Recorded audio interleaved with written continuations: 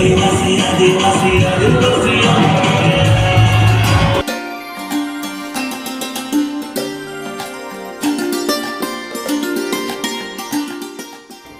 भारतीय आदिवासी विकास परिषदेच्या वतीने आदिवासी युवा महोत्सव 2025 मोठ्या उत्साहात साजरा करण्यात आला।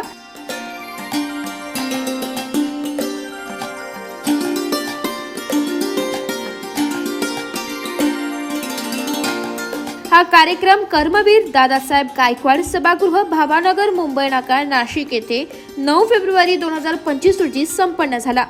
कार्यक्रमाची सुरुवात दीप प्रज्वलनाने झाली। यावेळी शिवा ट्रस्टचे अध्यक्ष माननीय बाळासाहेब पवार आणि अभाविप मणिपूर राज्याचे युवा प्रदेश अध्यक्ष PJK गुईटे यांचा विशेष सत्कार करण्यात आला।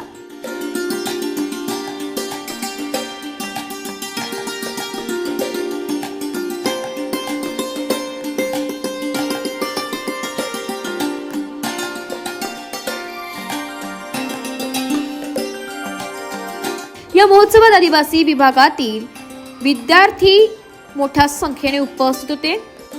गुणवंत विद्यार्थी, शैक्षणिक संस्था आणि करिअर अकॅडमीतील विद्यार्थ्यांना पुरस्कार देऊन सन्मानित करण्यात आलं।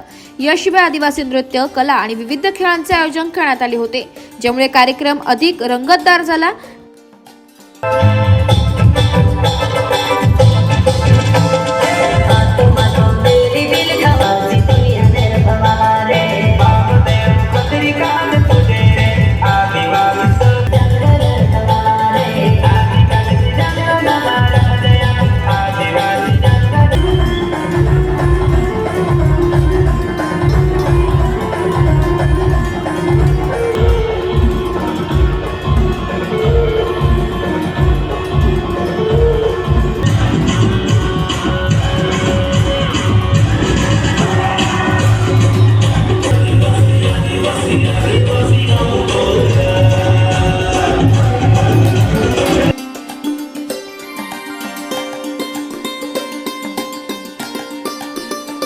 कार्यक्रमाचे अध्यक्ष माननीय नामदार नरहरी झिरवाळ साहेब, मंत्री अन्न व औषध प्रशासन महाराष्ट्र राज्य यांनी आपल्या मार्गदर्शनातून युवा विद्यार्थ्यांना प्रेरणा दिली आणि त्यांचा उत्साह वाढवला। या कार्यक्रमाच्या यशस्वी आयोजनासाठी इंजिनियर गणेश भाऊ गवळी, महाराष्ट्र प्रदेश युवा अध्यक्ष विनोद भाऊ मसराम, राष्ट्रीय युवा अध्यक्ष लकी भाऊ जाधव, राष्ट्रीय युवा अध्यक्ष यांनी परिश्रम घेतले। कार्यक्रमाच्या उत्कृष्ट नियोजनामुळे आदिवासी युवा महोत्सव 2025 हा एक स्मरणीय सोहळा ठरला।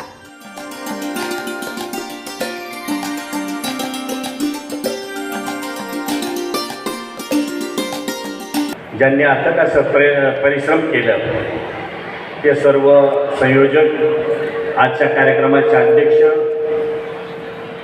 त्याचप्रमाणे ज्यांनी या युवा महोत्सवात भाग घेतला असे सर्व विद्यार्थी विद्यार्थिनी, सर्वांना मी मनापासून धन्यवाद देतो, सर्वांचं आभारही मानतो। आणि या ठिकाणी ह्या कार्यक्रमाच्या निमित्तानं बाळासाहेब पवार असतील, काकड साहेब असतील, पेराणिक साहेब असतील, लेंबे सर असतील, सर्वच मान्यवर, गणेश भाऊ असतील, मी सुरुवातीलाच आपली माफी मागतो, दिलगिरी व्यक्त करतो का मी येतानाच खूप उशीर केला, त्यामुळं तुम्हाला सर्वांना अगदी तिष्ठत राहावं लागलं। परंतु मला एक निश्चित वाटत होतं लकी भाऊ का कार्यक्रम हा आदिवासी युवा महोत्सव आहे, प्रत्येकाला टायमिंगची मर्यादा आहे। शिक्षक वृंदांना 45 मिनिटं, कारण 45 मिनिटापेक्षा जास्त वेळ मला वाटतं माणूस बोलू शकत नाही असं त्याचा अंदाज आहे। पण विद्यार्थी बाकी 6 विषय असतील तर 4×5 = 20, 6 शिक्षक लोक शिकवायला जातात ना, तेवढा वेळ विद्यार्थी बसत असतात। मला असं वाटतं होतं युवा आहेत, विद्यार्थी आहेत, बसू शकतात, जाऊ आपण उशिरा, पण तरीसुद्धा मर्यादा असते। मी ती मर्यादा सोडली, मी माफी मागतो। त्याच्याबरोबर मला एक दुसरंही वाटत होतं, आदिवासी जसं अकॅडमिक आदिवासी विद्यार्थ्यांची संख्या खूप मोठ्या प्रमाणात म्हणजे 70-80% आदिवासींची संख्या सांगितली गेली. मुळातच आदिवासी हा काटक आहे. मी मागच्या वेळेला इथंच ह्याच सभागृहात कालिदासला काहीतरी सांगितलं का बाबा स्पोर्टमध्ये आपण आदिवासी म्हणून ते उपजत गुण आहे, त्याच्यात खूप मोठी संख्या येणं म्हणजे काय फार विशेष आहे असं माझं मत नाही. पण ज्याच्यासाठी म्हणून आपण एक समाजाचे पुढचे पाईक आहात, त्याच्यासाठी आता आपल्याला शिक्षणाची जोड का जसं बिरसा मुंडा असतील, राघोजी भांगरा असतील किंवा आपले क्रांतिकारक सगळे असतील, त्यांच्या प्रतिमेचं पूजन करतो, उत्सव साजरे करतो, त्यांच्या प्रतिमा समोर ठेवतो, त्यांचा इतिहास समोरच्यांना सांगतो. त्याचा उद्देश एक आहे का बिरसा मुंडांनी त्यांच्या वयाच्या 25व्या वर्षात सगळी क्रांती केली.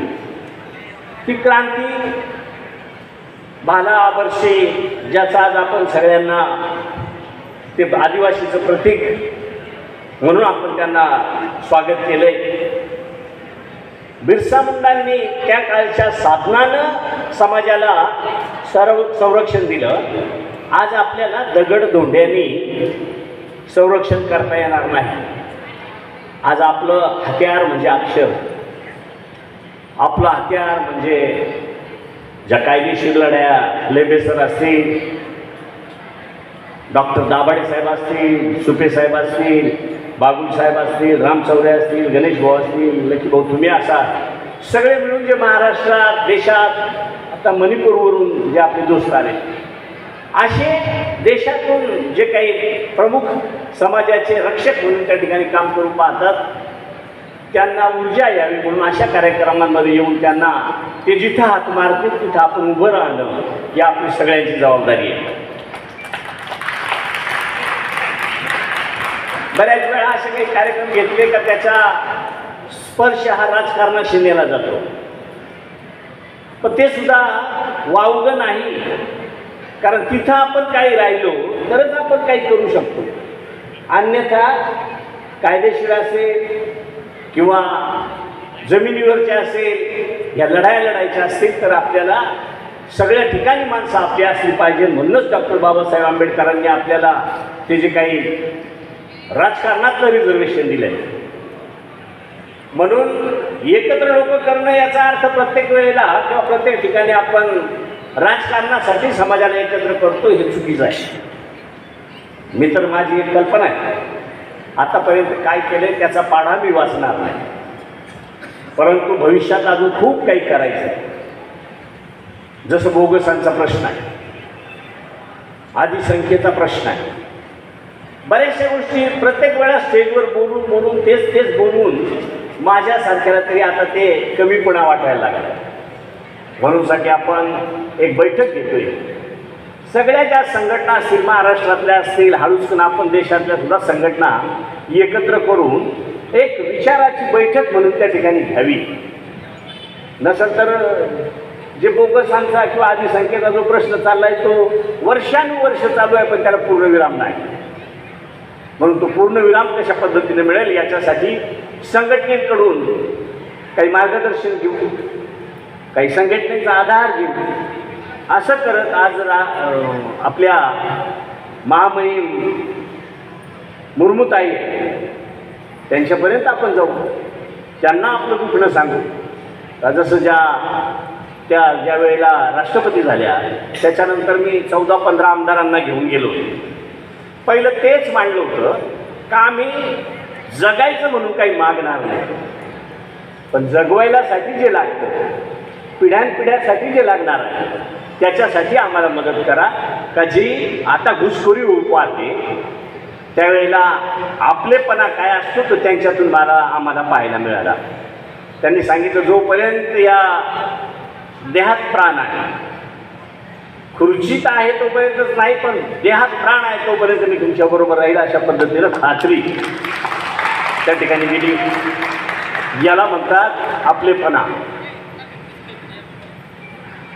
पण आता त्यांना एवढा मोठा कारभार असल्यावर आपण संपूर्ण त्यांच्यावरच अवलंबून राहण्यापेक्षा आपण मधून त्या विषयावर आपण तिथे गेलो पाहिजे, चर्चा केल्या पाहिजे. तसं नियोजन आपण भविष्यात करूया अशाही पद्धतीची मी आपल्याला विनंती करतो. लकी भाऊंनी आदिवासी जमिनीचा असेल, बोगसांचा प्रश्न असेल, बिगर आदिवासी प्रेमाच्या जाळ्यात टाकून काही वेगवेगळ्या पद्धतीनं, तर आता मी आज दिवसात तुम्हाला 2 वेळा बोलण्याची संधी मिळाली. एक वधूवर परिचय मेळा होता, तिथं सुद्धा मी तेच सांगितलं. आपण आता तसे बऱ्यापैकी शिक्षणात का होईना प्रगती केलेली आहे, पण अजून एक दुसरी बाजू इतका अडाणीपणा का जो पूर्वी आपल्याला गावाबाहेर काढलं जायचं. एखादी केस जर गेली तर चुकीच्या पद्धतीनं जर विवाह संबंध झाला तर गावाबाहेर काढायचं किंवा त्याला समजवायचं. मी थोड्या वेळा तुम्ही सांगितलं, पूर्वी एवढ्या साध्या सोप्या पद्धतीनं वधूवर परिचय मेळा होत होता. यात्रेत, बाजारात, नंतर आला तो अंगणात, मांडवा, आता आला तो टीव्हीला.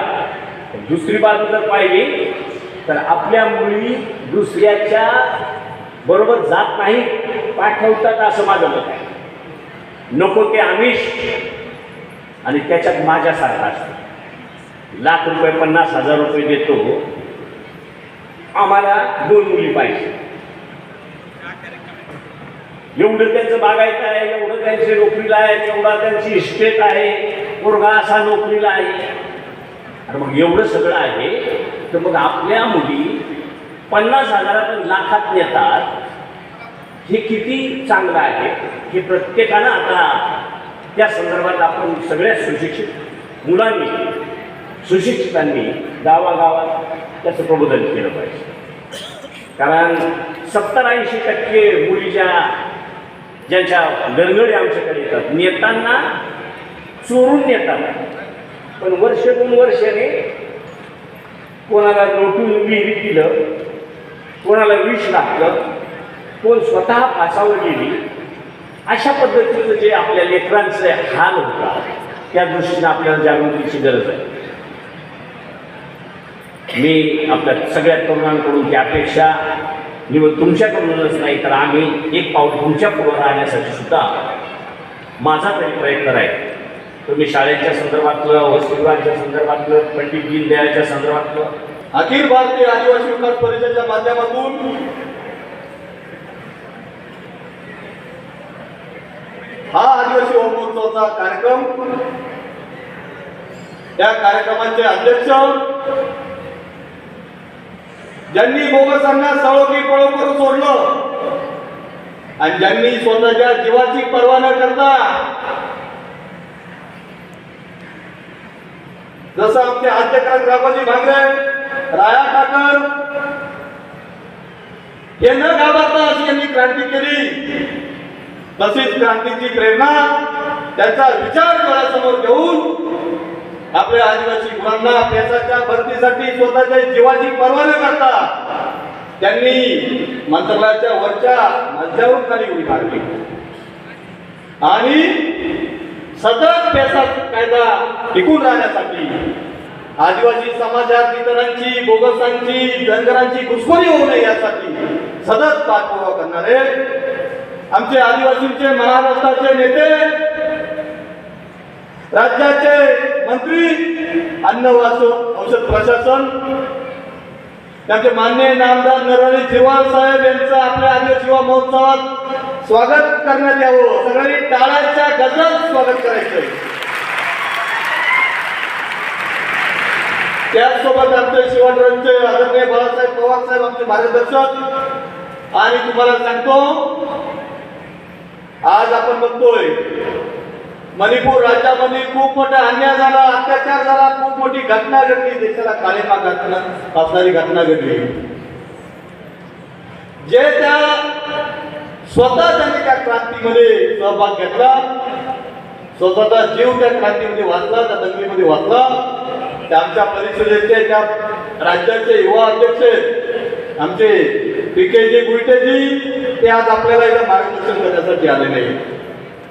त्याचसोबत आमचे सूर्य अकॅडमीचे मित्र आमचे आदरणीय काकडजी आणि समाजासाठी लढणारे आमचे संदीपजी लेबे, आमचे राष्ट्रीय उपाध्यक्ष विनोददादा मसराम, त्याचसोबत आमचे विदर्भाचे अध्यक्ष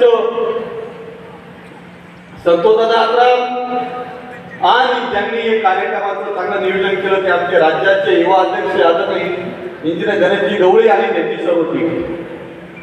आज आपण बघतोय तर आदिवासी समाजाची कला लोप पावत चालली होती. तुमच्या माध्यमातून मंत्रालयात ही कला जिवंत ठेवण्यात आली. तीच कला जिवंत ठेवण्यासाठी आज आपल्या या आदिवासी महोत्सवाचं आयोजन केलेलं आहे. आणि या कलेच्या माध्यमातून आपली संस्कृती जिवंत राहणार, परंपरा जिवंत राहणार. कारण आपलं आदिवासींचं आरक्षण या संस्कृतीमुळे टिकलेलं आहे. आणि आदिवासींची खरी ओळख ही आपली आदिवासी खरी संस्कृती ही तुझी कला आहे. त्यामुळे कला जिवंत राहावी तरच आदिवासी समाजाची ओळख निर्माण राहील. आणि आदिवासी समाजाची ओळख जिवंत राहील तरच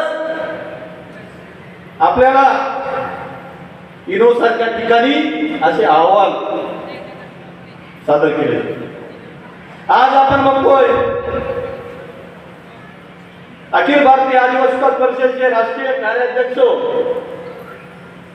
जे आज आपल्यात नाहीये, निसर्गवासी माननीय आमदार मधुकररावजी पीटर साहेब यांनी समाजासाठी खूप त्याग केला, संघर्ष केला, अहोरात्र मेहनत करून समाजाला न्याय देण्याचं काम केलं.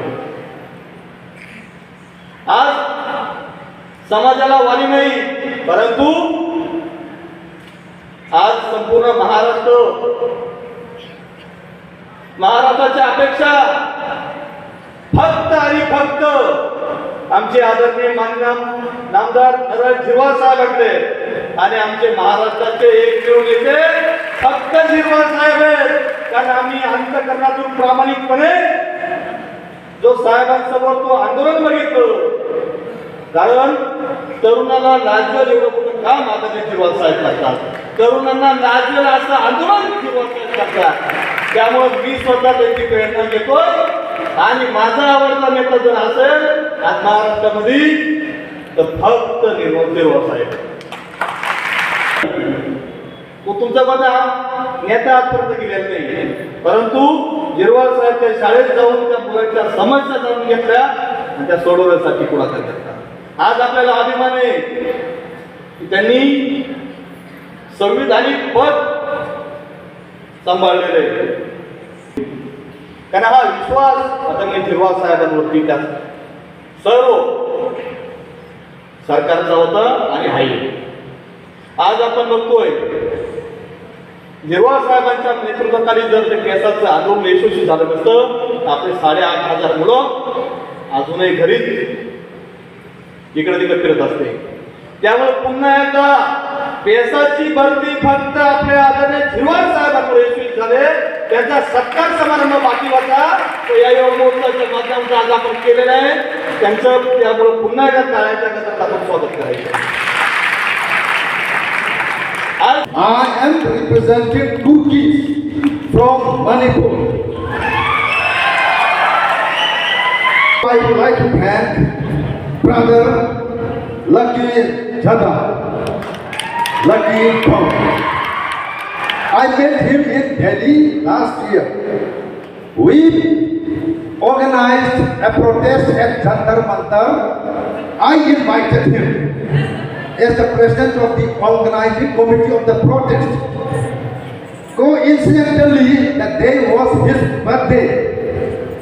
He said, I will not celebrate my birthday because my fellow Adivasis are struggling and they are protesting. So I will come to Jantar Mantar and I will be part of the protest. So I am so impressed with his words. Thank you, Brother Lucky Jada and other dignitaries on the dais.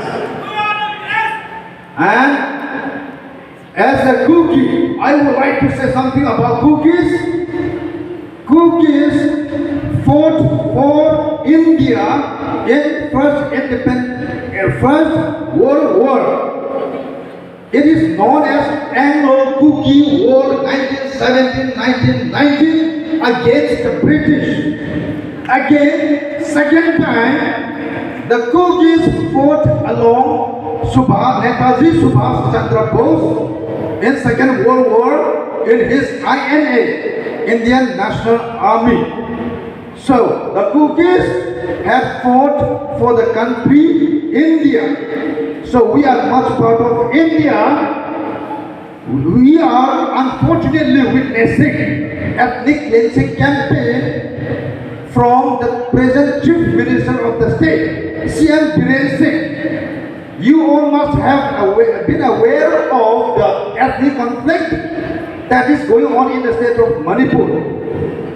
It's a war between Adivasi versus non-Adivasi, because the Meiteis are majoritarian community.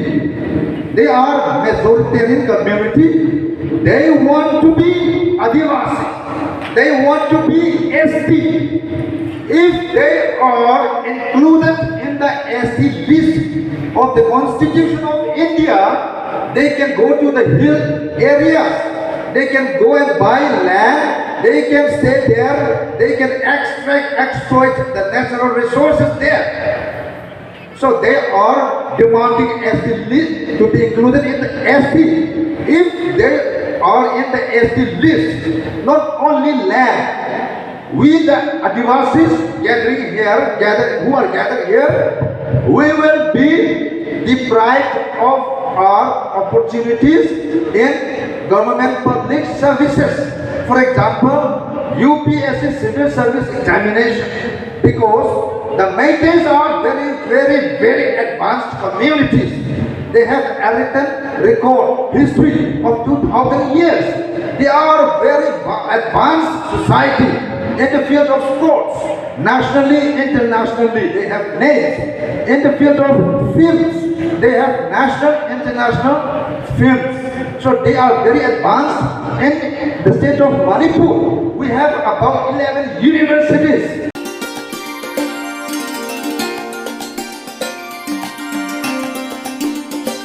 Nashik लोकशाही news साठी प्रतिनिधी निर्मला गायकवाड, नाशिक.